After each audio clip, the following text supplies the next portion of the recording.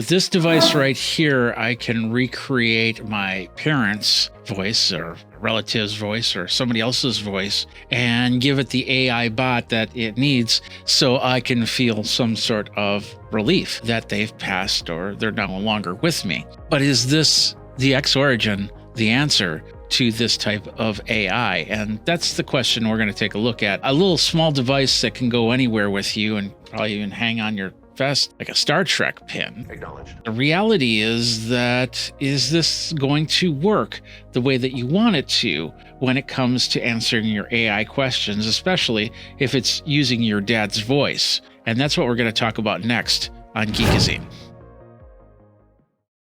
What's up, my geeks? Jeffrey Powers here from Geekazine, Think Magazine, Put in a Geek. AIPI did send me the product to review, and they are sponsoring this video, but all opinions are that of Geekazine. You can find out all the ways that I review a product over at geekazine.com/review. If you'd like your product to be part of the review, all you have to do is contact me there. I'd like to thank my Patreons for being a part of the show. You can go over to patreon.com/Geekazine to sign up and help my trip to CES and many other events.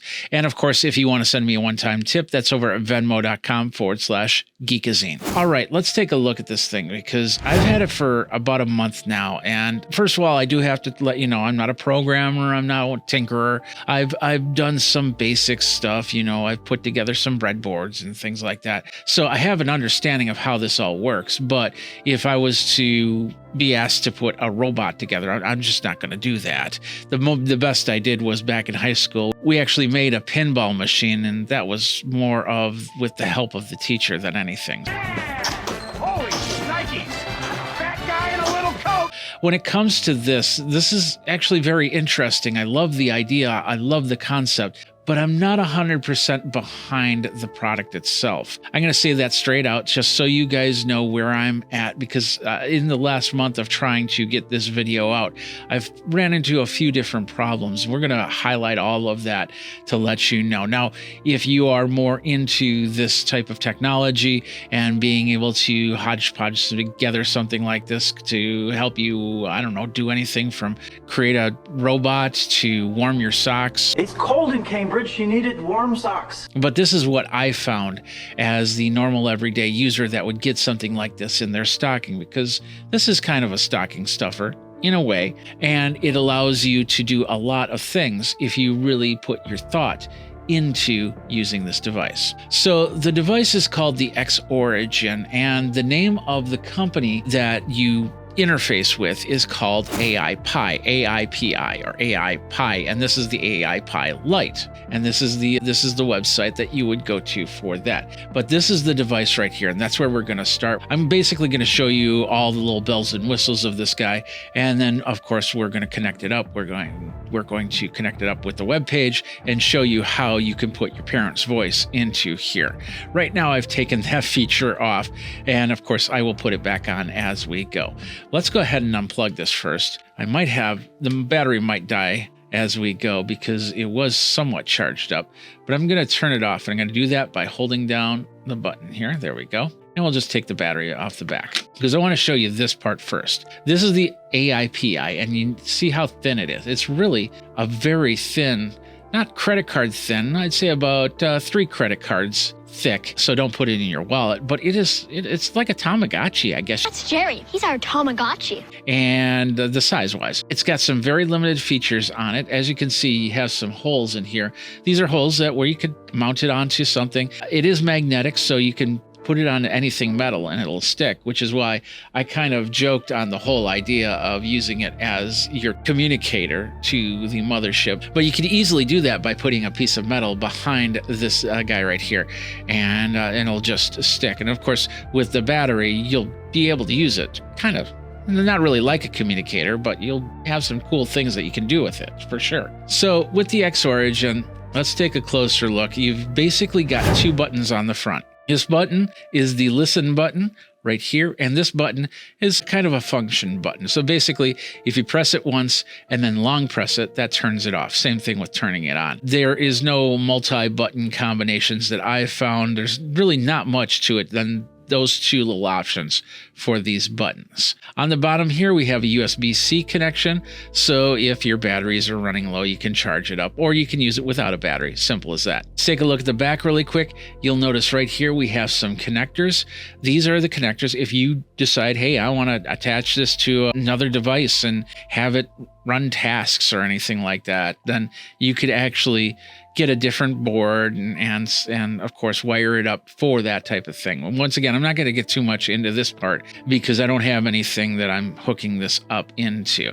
But other than that, we don't have much to this board. We do have the battery, a 600 milliamp battery. You see the 2 tines right here, that basically where the battery is going to connect. This is magnetic, so all we have to do is snap it on, and it'll snap into place for the most part.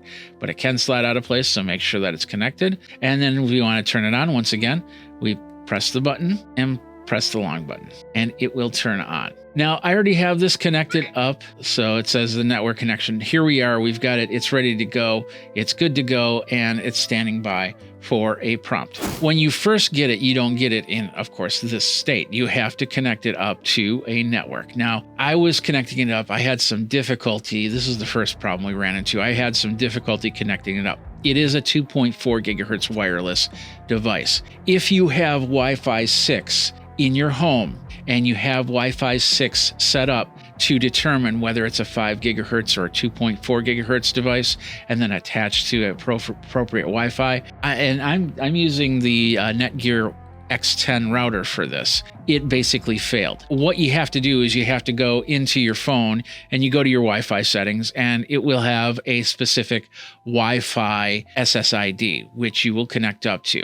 Most of the time, it'll take you to the portal where you can then put in your Wi-Fi SSID and password. Sometimes you'll have to go to a 192.168 number to do that. Either way, once you connect that up, then it will go over the network on 2.4 gigahertz. When I connected up my Wi-Fi 6, basically I saw my SSID 3 times because technically I have a 2.4 gigahertz Wi-Fi, a 5 gigahertz Wi-Fi, and a 6 gigahertz Wi-Fi. And with that, it sees those 3 as separate. So you have to determine which one, because it says the same SSID, you have to determine which one's the 2.4 gigahertz. So to save everything, and I've had this problem with other 2.4 gigahertz wireless devices, to save any time, I just set up the guest network, and I set it up at 2.4 gigahertz guest network. So that's how I connect up this device to the network. And I do have to say something. I did have a major problem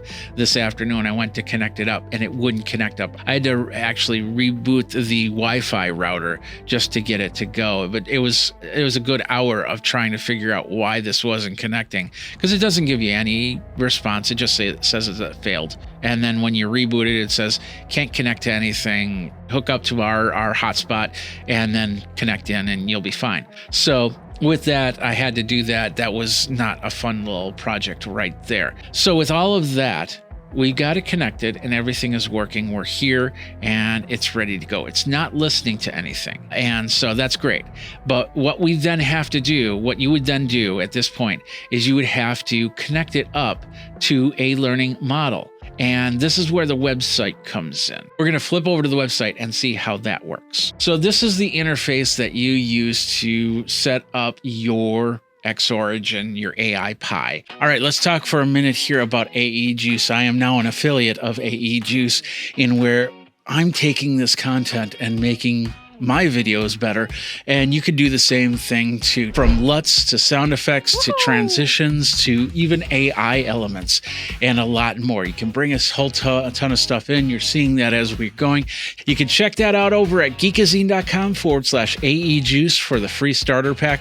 Of course, there's many other packs over at AE Juice. You can check that out over there, but geekazine.com/AE Juice. Now let's get back into the content. I was just informed by Ai Pi after I recorded this that they've created a new free tier subscription level. It basically allows you to connect up one Xorigin device. It uses the Ava voice only. You can't use any customizable voices. It uses the Xorigin LLM, and it gives you an idea of how you can use this into your projects. And then when you're ready, you can go through the other tiers. Let's get back into the video and see what those are. This is November of 2025 that this was recorded. These prices may change. Just keep that in mind. There's several different membership prices here. I'm not sure what the difference between the $19.99 and this $9.99 is. I'm assuming it's $9.99 for the continued member, but the seasonal member, the semi-annual member, and the annual member gives you a little bit more than these other ones. The device itself is relatively inexpensive. It's right now at $15.29 at 10% off, once again being November of 2025 right now, and you can get it in multiple colors. They also have a battery, which is about $10 for the battery. Once again, it's a magnetic battery that fits on the back, and it allows you to do everything that, like I said, everything from being your personal assistant to having a memory of your parents' voice and trying to recreate that. So you start in on the $25 for the device and the battery, but then you have to come over to the subscription price, and that's where the prices are going to start to jack up from there. Let's get back over to here. This is where the portal is, where you can do a lot of different things. You can create your agent. You can go into the agent marketplace. We got the sound reproduction and the voice print recognition. We'll get to all four of those. We're going to start at the create agent because you basically have to do that to get this guy to work the way that you want it to. So when you get your device, it doesn't look like this. It basically gives you a number that on the screen. And that's the number that you'll use to bind on the web page. So then you go over to the page, you go over to the portal, and then you say, hey, I want to create an agent. Or I can go to the agent marketplace. We'll go over to the agent marketplace really quick. This is where you can get some really cool language models for your AI Pi. And so I called up a couple here, but we can do, you can have the sweet but calculating, which is a social character operating at the ambiguous boundary. You have envy from Inside Out, or anxiety from Inside Out. You got a few of the characters from that movie. If you're an Avengers fan, you can choose the Avengers model. And of course, you can talk like Captain Marvel and a lot more. So you can go through this, or you can create your own. So you hit create agent, you basically give it a name, you give it the language preferences, what language you want it to be in. Right now, they only have 3 languages of Chinese, English, and Spanish. And then you can choose the model selection, anything from ChatGPT 4.1, which means anything newer than a year and a half, it probably won't have any idea. It does have the Gemini thinking model, which will come back with some reasonable answers.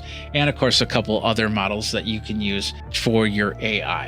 Once you've created it, you can then put it in here. I've got 2 models right now, the Avengers fan and the Universal Template. The Universal Template is actually bound to this device right here, but you can switch it back and forth. We're going to show you the Avengers setup right here. So basically, it's a character. You can set up the character template. This one doesn't have one, but if you go through the drop down, you have different types of templates. We won't choose one because that'll change everything here. We've got the agent name, which is basically the name. So I could change this from Avengers fans to Avengers. It really doesn't matter. I can choose the language, and in this case, it's English. The model which is the Xorigin, and then of course the character timbre. These are the characters that you have, and there's a great series of them, including some of them from Inside Out, like joy and envy and everything. And when you create your own character voice, that will be in the list. And my dad's here on the last part of the list here. So you can choose any of these and have them. We'll just choose like the anime female. We'll start here. Every great journey begins with a single step. And you kind of, you feel stuck. yeah, you hear that. That's the voice you have. Or you could choose like, okay, here's Guy. Let's turn up the volume. Every great journey begins with a single step. That's Guy. And we got Jenny here for the sincere female. Every great journey begins with a single step. See, you get the idea. Here's Angry Man really quick. Every great journey begins with a single step. Sounds more like Al Pacino than anything. Anyway, so you can choose your character timbre through the many different voices. If you don't like the one that's there, just switch it up. Easy as that. You then have character description. Now, this looks like an AI description. If you really want it to sound different, this is what you're going to change to make it more of your whatever, your Avenger or your dad or your friend or anything like that. So this is where AI prompting really comes in for this type of situation. Once you have your prompt in, we won't go through this whole thing, but you could fill this to the end of the earth with a whole bunch of information. So it knows how to respond, how to react, all that other stuff through the description. AI memory, this is an area when you start asking questions, this is basically the log. So it's logged what you've asked. And as it builds up, you'll be able to see that. You can clear out this list. Next thing is we have what's called voice print recognition. Now I can create a voice print. I'll show you how to do that in a minute here. And then, so if you have two people using the Xorigin, you can determine which voice is saying anything. Let's say your wife likes to cook a lot and you like to tinker around with cars. You could set up a profile. So when you ask it a question, it gears more towards the tinkerer. And when your wife asks a question, it gears more towards the chef. So you have your own personal profiles that can come through this, and it can recognize who's talking. So it can give you an answer and a more personalized answer, which is great. And then of course we have the MCP expansion stuff. So if we want to add the Google Maps, so I can say, hey, how do I get to my friend's house? It'll be able to do that. The weather map and the time server, all this stuff can be added. So if you need to know the time, if you need to know the weather, it'll be able to answer that for you. When you're done, all you have to do is hit save. And of course, that'll save everything that you've just changed. Or if you don't want to, you cancel it out or hit the reset, and that'll reset it back to its original base or whatever, however you had it set up. So that's basically one of these agent marketplace MCPs. I have my universal template. We're going to get into this in a second, but before we do that, I'm going to show you these two areas right here. We're going to start out with the voice print recognition. And this is where you go to determine which voice is talking to the AI Pi. So what I would do is I would go in here and I would add my voice, which like I did, it's just basically when you hit add, you could say a name. We'll say Bob really quick. And then Bob, we'll just, for the description, we'll go confirm. And now it's going to say, please record or upload a clear monologue. So if they're not there to read the monologue that they have, they can actually get about 10 to 20 seconds of the voice and create a footprint with that. But if you start recording, it basically says, once you agree to hear, it'll give you a little script that you read out, and then that will then process into the voice print recognition. And here's mine right here. Don't stop when you're tired. Stop when you're done. Every small effort today is a brick in your success story. So there you go. It's now recognizing my voice. So when I talk into the Xorigins, it will recognize it as me and then give an answer geared towards me. So that's the voice print recognition. Let's go back to the home here. We've got then the sound reproduction. This is where you want to reproduce a voice that comes here to this guy, and which is really, really cool.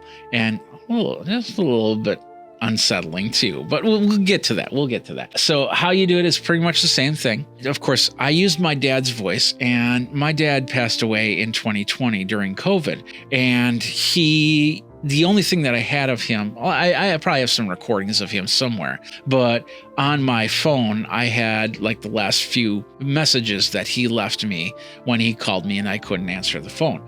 So I used one of those messages. It is not the best quality message. What I did was I uploaded it into Adobe Audition, and then I cleaned it up just a little bit, and then raised up the volume a little bit, because it's very important to have a good solid voice print so it can recreate that voice print.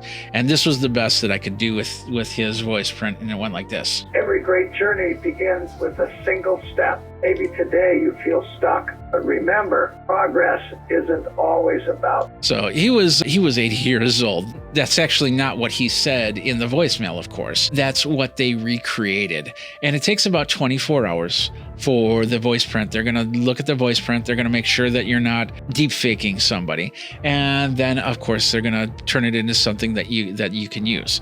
So yes, the AI will take over the voice print. So keep that in mind when you are using this, because you're putting somebody's voice into its own model. Once you've done that and the 24 hours have passed and you get approved for the voice, now you can start using it to create your models. So let's go back to my agents, and we're going to go to my universal template. We configure the character, we can add the device. I'm not going to show you that because it's going to give you the serial numbers and everything. But we can also see the history. So these are all the histories, all the things that I've asked and the conversation back and forth. I've asked about recipes and time and everything like that. I went through all the bells and whistles, basically. So you can check the history here, but configuring the character is where we want to go. So with my character template, I didn't use a template. We're using the universal template for the agent name. We're in English. We're using the Xorigin. Right now I have Christopher. I did that by design, so because I wanted to show you Christopher first, but we'll move to my dad in a minute.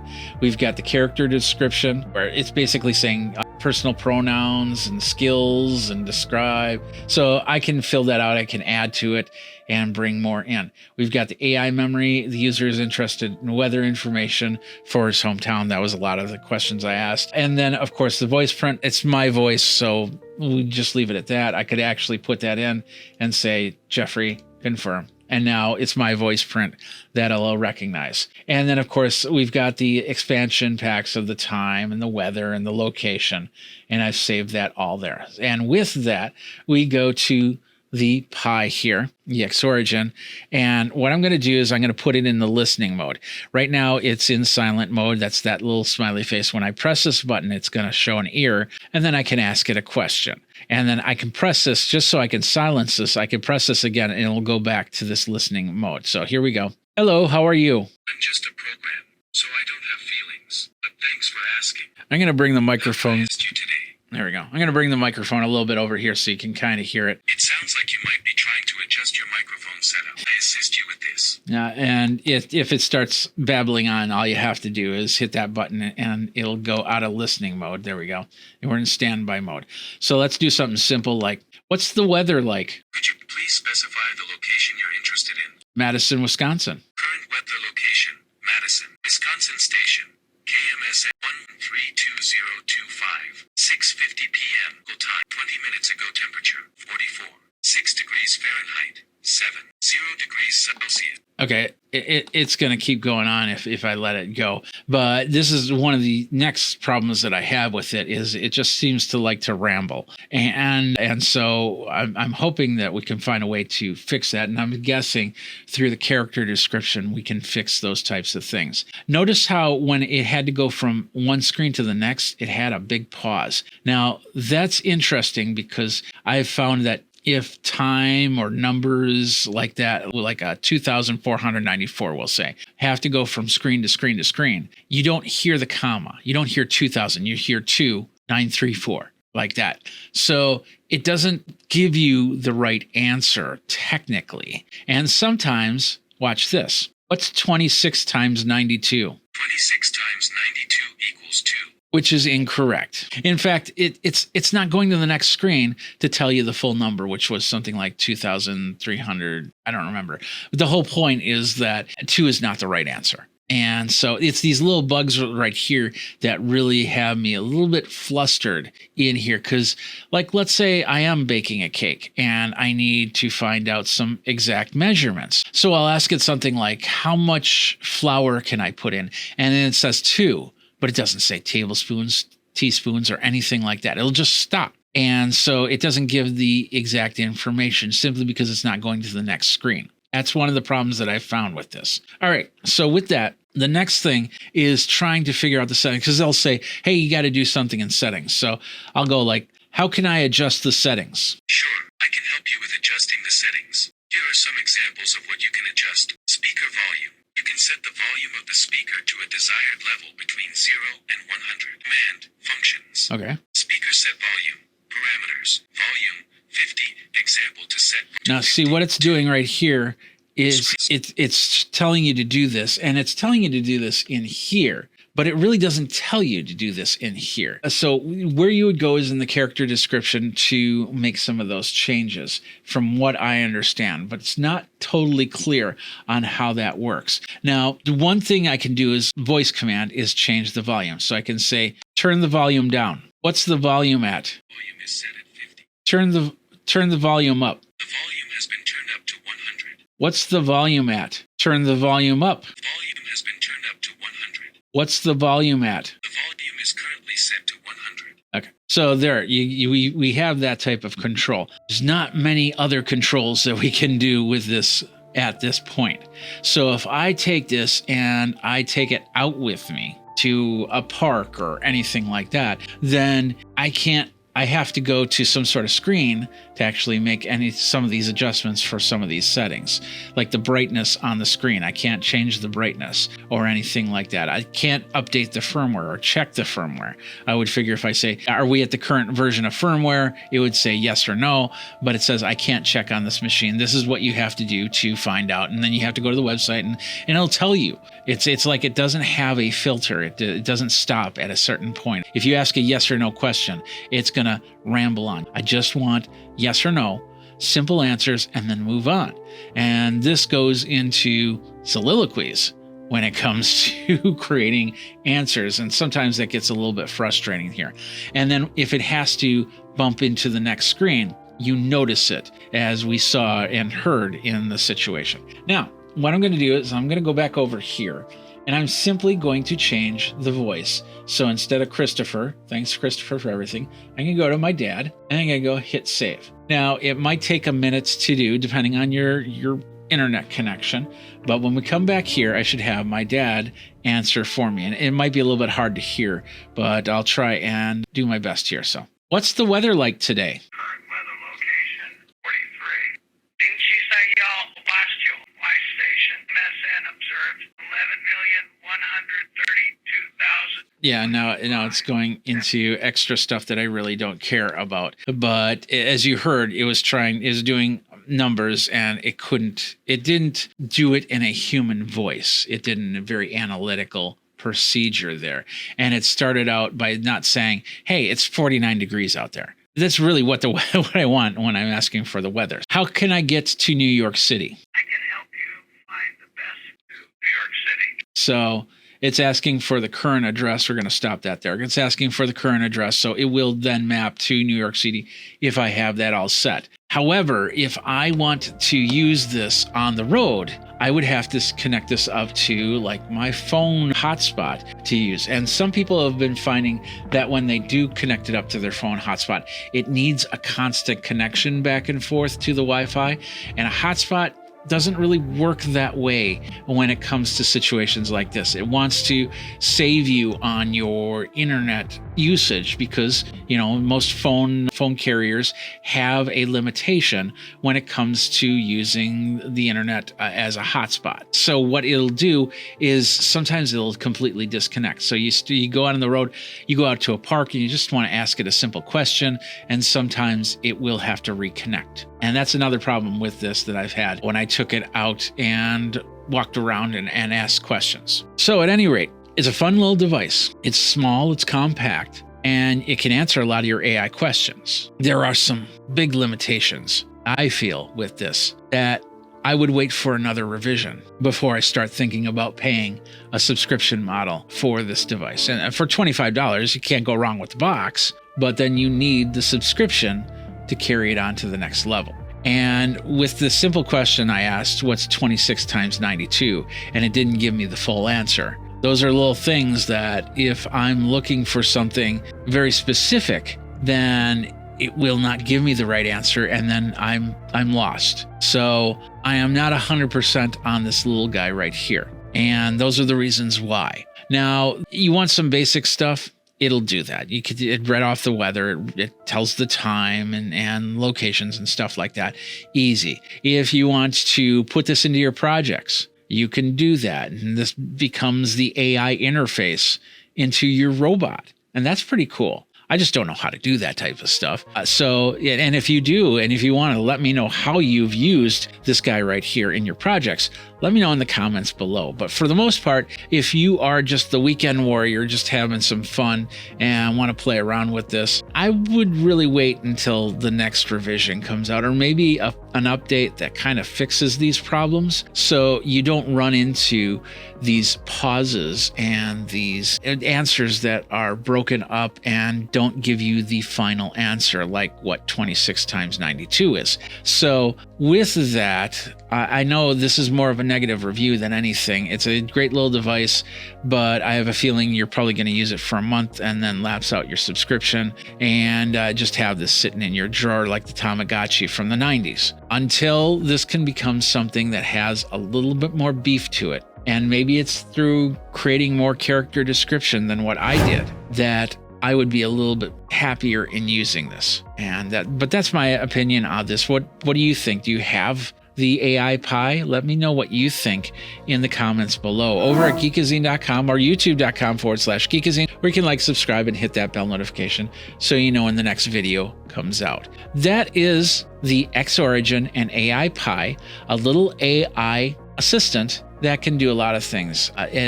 If you want to use it for setting an alarm, if you want to use it for giving you some basic information, that's great. If you do use it as an alarm, the battery, it's a 600 milliamp battery, and this will suck up juice really quick. So make sure that you have it plugged in at night and it'll sit there. It doesn't go into any resting mode unless it's on battery, then it will try to go into a power save mode. So in the middle of the night, that's what it's going to look like, that LED light right there. And I remember unboxing this and thinking, gosh, that LED light is so bright. I really wish I could turn it down. And that's where I got into the whole settings thing, was I was asking, how do I turn down this LED light? That's another thing I'd love to see changed on there. So anyway, the whole point is that's where I am with this AI Pi and the Xorigin. Let me know what you think. And until next time, you guys geek out and take care. Of course, Geekazine has a whole bunch of merch, including t-shirts and hoodies. Like, for instance, the Geekazine logo hoodie.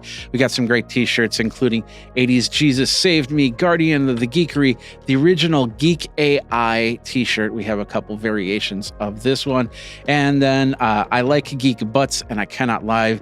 There are several more and more that are being added to the Geekazine merch page. So you can check that out over at Teespring. If you're on YouTube, you'll see those links below. And then over at amazon.com/shop/Geekazine. I appreciate that very much because it does support the channel.